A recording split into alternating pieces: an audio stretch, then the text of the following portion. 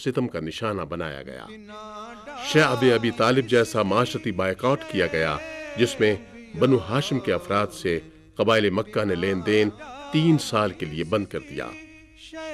یہ کفار مکہ کا ایک بہت بڑا ظلم تھا۔ آپ صلی اللہ علیہ وآلہ وسلم پر ایمان لانے والے صحابہ کرام کے لیے قیام مکہ کے دن اذیتناک تھے۔ آپ کی رفیقہ حیات اور اولین مسلم خاتون حضرت ختیجۃ الکبریٰ رضی اللہ تعالی عنہا اور آپ کے بہترین معاون چچا جناب ابو طالب کی وفات کے بعد آپ کے لیے مشرکین مکہ نے ایام زندگی بسر کرنا اور تبلیغ کرنا ناممکن بنا دیا۔ تب اللہ تعالیٰ نے آپ صلی اللہ علیہ وآلہ وسلم کو ہجرت کا حکم دیا اور آپ نے اہل یثرب کی درخواست پر وہاں ہجرت فرمائی۔ یثرب کا نام ہجرت کے بعد مدینہ الرسول رکھ دیا گیا۔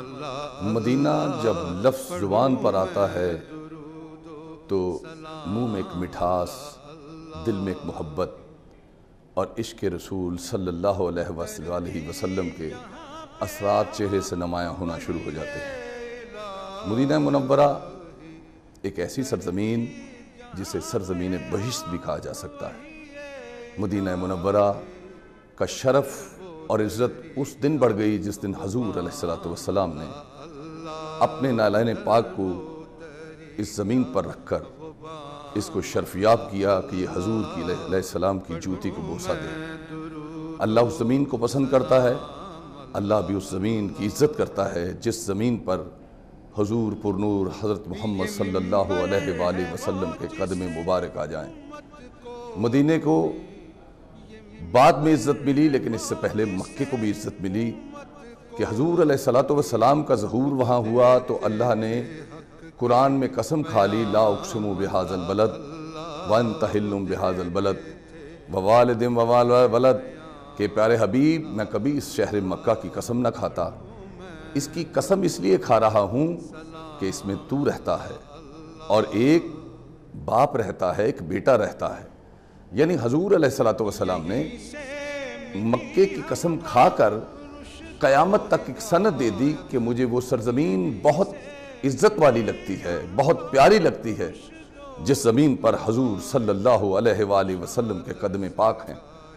اور پھر صرف حضور علیہ السلام نہیں، ایک حضور کو پالنے والا اور ایک حضور سے وفادار رہنے والا جس اس سرزمین مکے پر رہتے ہیں تو اللہ کا پیارا نبی شرف بخشتا ہے مکے کو، تو اللہ اس سرزمین کی قسم کھاتا ہے۔ ہاں، مدینہ بھی اسی طرح کے ایک شہر ہے۔ مدینہ جانے سے پتہ چلتا ہے کہ کیا حضور علیہ السلام نے 1400 سال پہلے اس زمین کو کیا شرف بخشا کہ ایک ایسا معاشرہ بنا کر دیا کہ قیامت تک مدینہ کے اس معاشرے کو، جس معاشرے کو حضور علیہ السلام نے بنایا تھا، امت مسلمہ اس پر عمل کر کے اور اس کی سیرت طیبہ پہ چل کے دونوں جہان میں سرخروئی حاصل کر سکتا ہے۔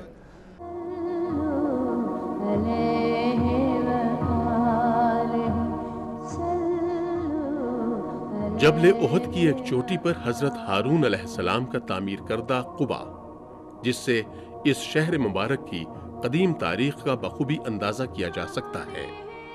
مدینہ منورہ کا ایک پینسل سکیچ جس میں مصور نے سن 1890 یعنی 1220 ہجری میں تیار کیا۔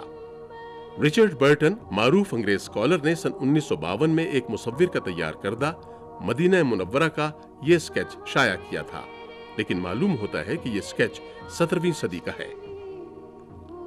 کیمرے کی آنکھ میں محفوظ مدینہ منورہ کی سن 1890 کی ایک روح پرور تصویر، جس میں کئی منزلہ مکانات نظر آ رہے ہیں۔ کعب بن الاشرف، یہودیوں کے کھنڈرات کی عبرت انگیز منظر کشی۔ یہ پیغمبر اسلام صلی اللہ علیہ وآلہ وسلم کی شان میں گستاخیاں کرتا تھا۔ آج یہ ویران کھنڈرات اس کے عبرت انگیز انجام کے گواہ ہیں۔ مسجد قباء کے سامنے باغ بیر عریس میں ایک قدیم عمارت جسے محفوظ کرنے کی اشد ضرورت ہے۔ یہاں نبی کریم صلی اللہ علیہ وآلہ وسلم کبھی کبھی آرام فرمایا کرتے تھے۔